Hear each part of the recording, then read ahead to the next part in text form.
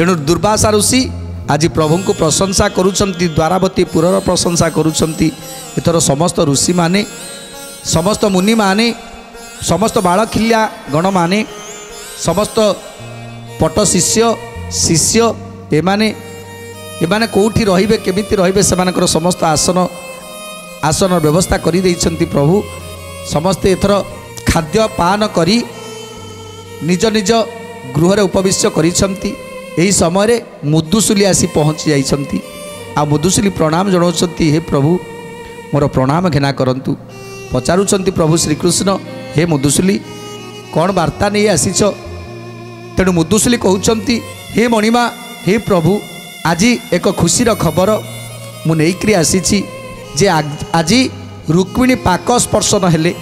जेतेले पाक स्पर्शनर कथा शुणीदेले प्रभु तापर कौन कहउछंती, बैशाख शुक्ल सप्तमी अटे गुरुवार, अटे गुरुवार, अटे गुरुवार, पुष्या नक्षत्र जे पुणी अटे से दिनर, अटे से दिनर, अटे से दिनर, कौरव नाम करण शुभ नामे जोग, मेषे रवि कर्कटरे चंद्रवार भोग,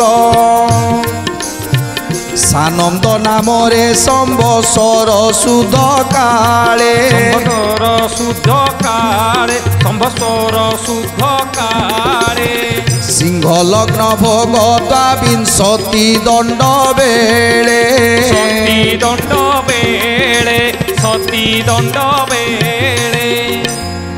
तेणु आज मुदुसुली आसी कहउछंती, हे प्रभु आज होउछि बैशाख शुक्ल सप्तमी तिथि, आज होउछि गुरुवार, पुष्या नक्षत्र। तेणु आज यही दिन रे कौरव नाम रे कर्ण, शुभ नाम रे जोग, आउ मेष रवि कर्कट रे अछंती। आउ यही समय रे आज रुक्मिणी माँ आमर रजवती होइछंती। ए मते रुक्मिणी देवी हेले रजवती, एते कही बेरी शंख दुंदुभि बजाती।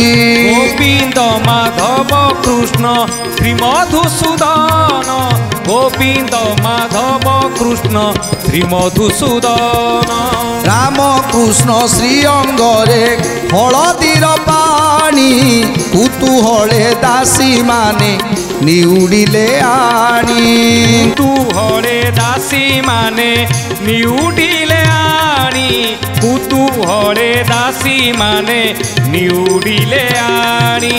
दुर्वासा जेते कथिले तपशील, सबुरी उपरे निउडिले सेही जल, शपथ वंश जादव आस्थान रे मिली, कुंकुम हलदी घेनी हेले बोला बड़ी, कुंकुम